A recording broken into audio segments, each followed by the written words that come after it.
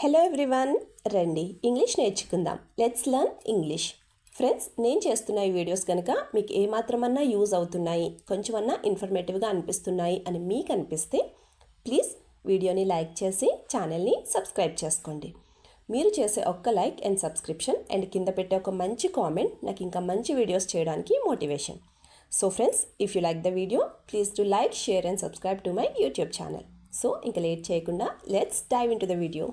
Previous వీడియోలో అడిగిన GK question, name the Indian classical dance form that originated in Kerala. Answer వచ్చేసి Kathakali. Kathakali is the Indian classical dance form that originated in Kerala. మరి ఇవాల్టి GK question, what is the national aquatic Animal of India? Answer కింద comment సెక్షన్లో comment చేసి చెప్పండి. First sentence of this video, నీకొక్క రూపాయి కూడా ఇవ్వను. ఈ సెంటెన్స్ని మనం ఇంగ్లీష్లో ఎలా చెప్పాలి అంటే, I will not give you a single rupee. I will not give you a single rupee అంటే నీకు ఒక్క రూపాయి కూడా ఇవ్వను అని అర్థం. మరి ఈ సెంటెన్స్కి సంబంధించిన ఎగ్జాంపుల్ సెంటెన్సెస్ ఇప్పుడు చూద్దాం. First one, if I give you money you will spend it all. If I give you money you will spend it all అంటే నేను కనుక నీకు డబ్బులు ఇస్తే నువ్వు అన్నీ ఖర్చు పెట్టేస్తావు అని అర్థం. Second example, I will not give you a single rupee because you spend all the money unnecessarily అంటే నేను నీకు ఒక్క రూపాయి కూడా ఇవ్వను ఎందుకంటే నువ్వు అనవసరమైన ఖర్చులన్నీ పెట్టేస్తావు అని అర్థం. నెక్స్ట్ వన్, ఈ డబ్బులు అప్పు చేసి తెచ్చాను. ఈ సెంటెన్స్ని మనం ఇంగ్లీష్లో ఎలా చెప్పాలి అంటే, I borrowed and brought this money. I borrowed and brought this money అంటే ఈ డబ్బులు అప్పు చేసి తెచ్చాను అని అర్థం. మరి ఈ సెంటెన్స్కి సంబంధించిన ఎగ్జాంపుల్ సెంటెన్సెస్ ఇప్పుడు చూద్దాం. First one, I borrowed this money from my friend and I have to return it in 2 months. I borrowed this money from my friend and I have to return it in 2 months అంటే ఈ డబ్బులు నేను నా friend దగ్గర నుంచి అప్పు తీసుకొచ్చాను, మళ్ళీ ఇది నేను 2 నెలల్లో తిరిగి ఇచ్చేయాలి అని అర్థం. Second example, I made a big mistake by borrowing so much money. I made a big mistake by borrowing so much money అంటే ఇంత డబ్బు అప్పు చేసి నేను చాలా పెద్ద తప్పు చేశాను అని అర్థం. నెక్స్ట్ వన్, డబ్బు విషయంలో జాగ్రత్తగా ఉండాలి.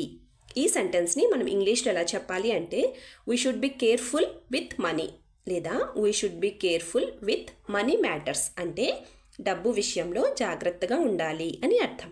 మరి ఈ సెంటెన్స్కి సంబంధించిన ఎగ్జాంపుల్ సెంటెన్సెస్ ఇప్పుడు చూద్దాం. First one, if we are not careful about spending money then we will not be able to buy anything later అంటే ఇప్పుడు కనుక మనం డబ్బు ఖర్చు చేసే విషయంలో జాగ్రత్తగా లేకపోతే మనం తర్వాత ఏమీ కొనుక్కోలేము అని అర్థం. Second example, be very careful when you give money to someone. Be very careful when you give money to someone నువ్వు ఎవరికైనా డబ్బు ఇచ్చేటప్పుడు చాలా జాగ్రత్తగా ఉండాలి అని అర్థం. నెక్స్ట్ వన్, లోన్ తీసుకుని ఇల్లు కట్టాలనుకుంటున్నాను. ఈ సెంటెన్స్ని మనం ఇంగ్లీష్లో ఎలా చెప్పాలి అంటే, I want to take a loan and build a house. I want to take a loan and build a house అంటే లోన్ తీసుకుని ఇల్లు కట్టాలనుకుంటున్నాను అని అర్థం. మరి ఈ సెంటెన్స్కి సంబంధించిన ఎగ్జాంపుల్ సెంటెన్సెస్ ఇప్పుడు చూద్దాం. First one, I took A loan because I didn't have enough money to build a house. I took A loan because I didn't have enough money to build a house అంటే ఇల్లు కట్టడానికి సరిపడా డబ్బు లేకపోవడంతో నేను loan తీసుకున్నాను అని అర్థం. Second example, no matter how difficult it is I want to build a good house. No matter how difficult it is I want to build a good house అంటే ఎంత కష్టమైనా సరే ఒక మంచి ఇల్లు కట్టుకోవాలనుకుంటున్నాను అని అర్థం. నెక్స్ట్ వన్, డబ్బు వల్ల మాకు గొడవలయ్యాయి. ఈ సెంటెన్స్ని మనం ఇంగ్లీష్లో ఎలా చెప్పాలి అంటే, we had quarrels over money. We had quarrels over money అంటే డబ్బు వల్ల మాకు గొడవలు అయ్యాయి అని అర్థం. మరి ఈ సెంటెన్స్కి సంబంధించిన ఎగ్జాంపుల్ సెంటెన్సెస్ ఇప్పుడు చూద్దాం. First one, he lied about the money and that's why we had a fight. He lied about the money and that's why we had a fight అంటే తను డబ్బు విషయంలో అబద్ధం ఆడాడు, అందువల్ల మాకు గొడవ జరిగింది అని అర్థం. Last sentence of this video, అనవసరంగా ఇన్ని డబ్బులు ఖర్చు అయ్యాయి. ఈ సెంటెన్స్ని మనం ఇంగ్లీష్లో ఎలా చెప్పాలి అంటే, so much money was spent unnecessarily. So much money was spent unnecessarily అంటే అనవసరంగా ఇన్ని డబ్బులు ఖర్చు అయ్యాయి అని అర్థం.